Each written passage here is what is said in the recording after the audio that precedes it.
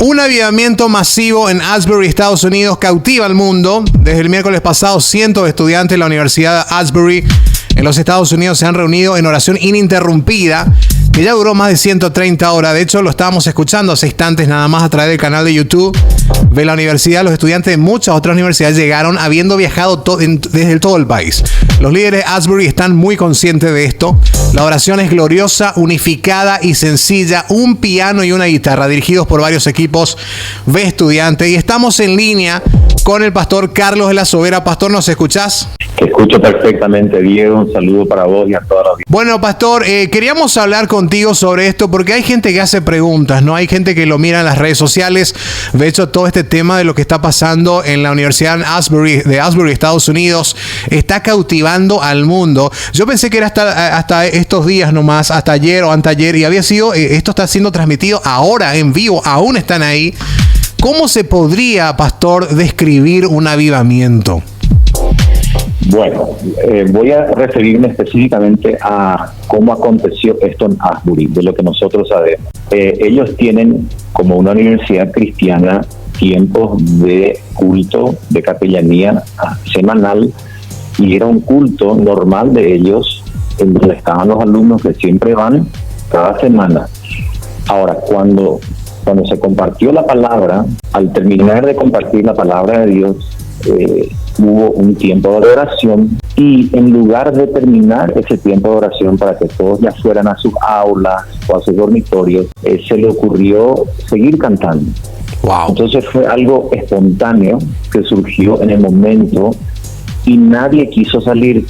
Y como he leído en experiencias anteriores, de avivamientos anteriores, como por ejemplo el de Pensacola que ocurrió en la década del 90, como la calle Azusa de San Francisco del inicio del siglo XX, lo primero que ocurre, y es una señal de un verdadero avivamiento, fue lo que la palabra llama un bautismo de arrepentimiento. Es un sentimiento de convicción profunda de la presencia tan santa de Dios ante nuestra presencia, que nosotros del polvo vinimos y al polvo volveremos. Y la gloria de Dios, cuando llena un lugar, no es solamente para que uno se sienta bien, sino que produce en cada uno de nosotros una convicción de pecado, de justicia, de juicio, pero también un anhelo de adorar al Señor, de darle honra, de glorificarle. Y eso es lo que está ocurriendo en Asbury sin parar.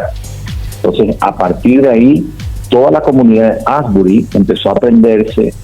Tuvieron que dar permiso para que falten a las clases normales por temor de que se acabe este sentir y para que continúe. Y a partir de ahí, al ir expandiéndose la noticia, esto como reguera de pólvora, entonces muchos creyentes, obviamente muchos de ellos curiosos, no hablo en términos negativos, sanamente curiosos, quisieron ir a ver qué es lo que está pasando.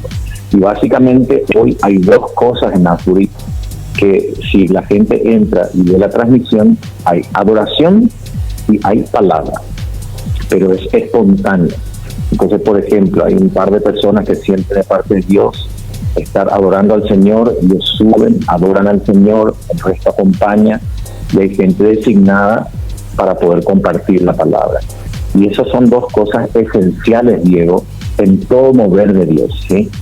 Ahora, pastor, te hago la pregunta que todo el mundo se hace. ¿Por qué está sucediendo esto? Muy buena pregunta.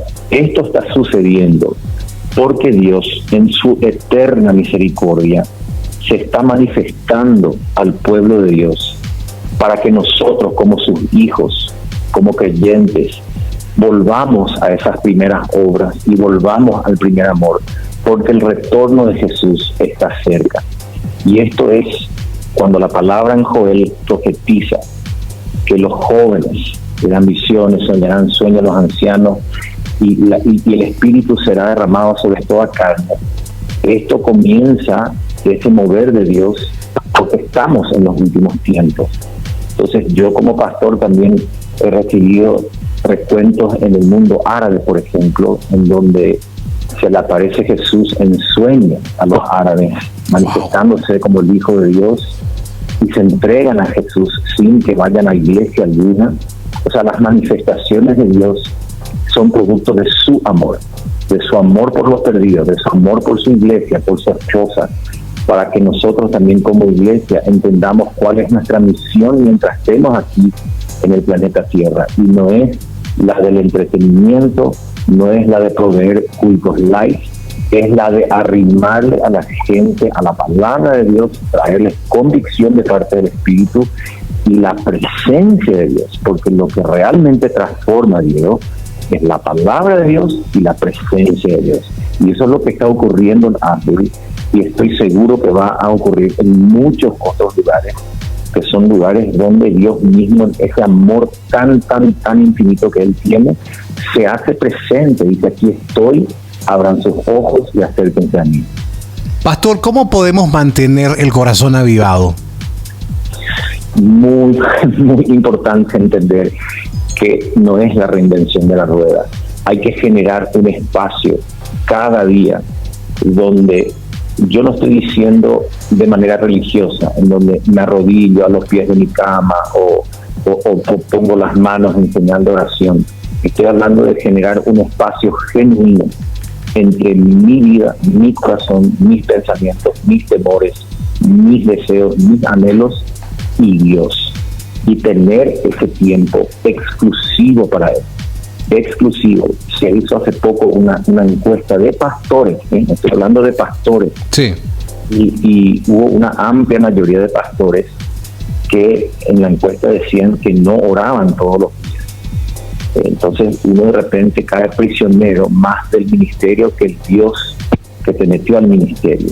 Y nunca hay que perder de vista que lo más importante es nuestra salvación, no es nuestra misión. Lo más importante es la presencia de Dios y anhelar esa presencia. Pero desde el momento en que nosotros mismos convertimos nuestra existencia cristiana en una rutina, entonces caemos en el error craso de la religiosidad. Y Dios es un Dios de relacionamiento, es un Dios que ya sabe y entiende y conoce todas las calaveras de nuestro armario.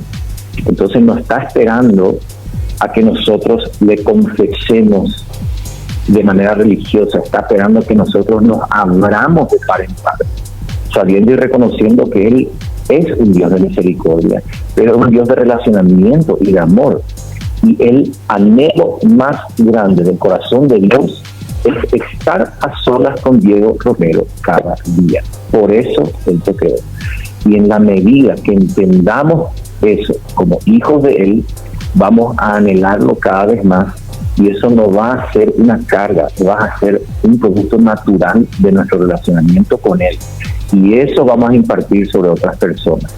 Yo no puedo impartir sobre otra gente lo que yo no vivo. Pedro y Juan le dijeron al cojo: yo no tengo dinero, pero lo que tengo te doy.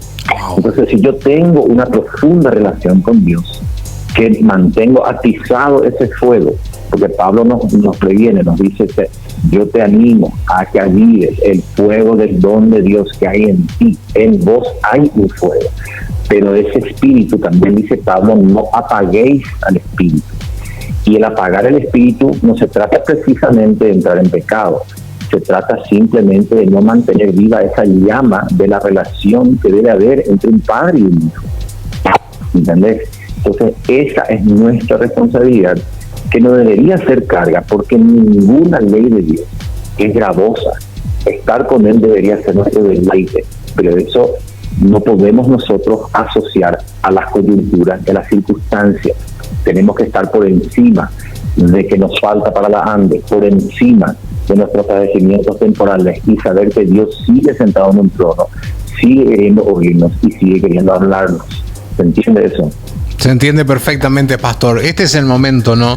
Este es el momento donde uno tiene que tener su cuarto de guerra, ¿no? Su cuarto de guerra y hablar con Dios. ¿Cuál es el impacto, pastor, que genera este avivamiento que está sucediendo en la universidad? Y yo creo que hay un efecto multiplicador, porque Dios no es un Dios de suma, Dios es un Dios de multiplicación. Y esto yo creo sinceramente, porque mi llamado es un llamado pastoral, y yo palpito por la iglesia, palpito por aquellos que le han aceptado como Señor y Salvador a Jesús, y mi deseo es que la iglesia como cuerpo se levante como un digno embajador de Jesucristo y una esposa madura, sin mancha y sin arrugas. Entonces yo creo que este es un despertar y un llamado para la iglesia. El mundo es un espacio oscuro. La gente que no tiene a Jesús, dice la palabra, que están en tinieblas. Ellos tienen que recibir otro grado de revelación del amor de Dios, que es para conversión y para transformación.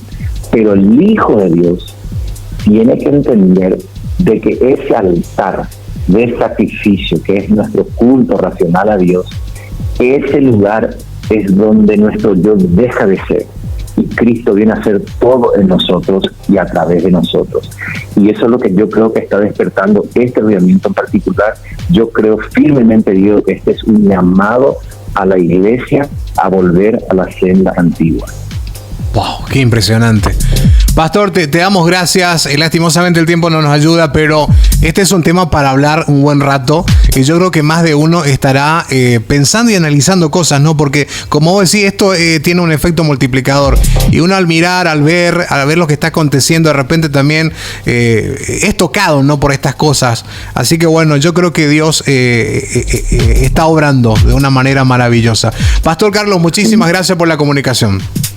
Sin ninguna duda, Diego, te mando un abrazo y saludos a todos. Ahí está, señoras y señores, teníamos al pastor Carlos Velasco Vera hablando de este tema que nos compete a todos, ya como decíamos, ¿no? Que lo que está sucediendo, este avivamiento masivo en Asbury, Estados Unidos, que cautiva al mundo. Estamos escuchando todavía lo que pasa allá. Esto sigue y no para, es impresionante, ¿no? Empezó el 14 de febrero y sigue hasta hoy día.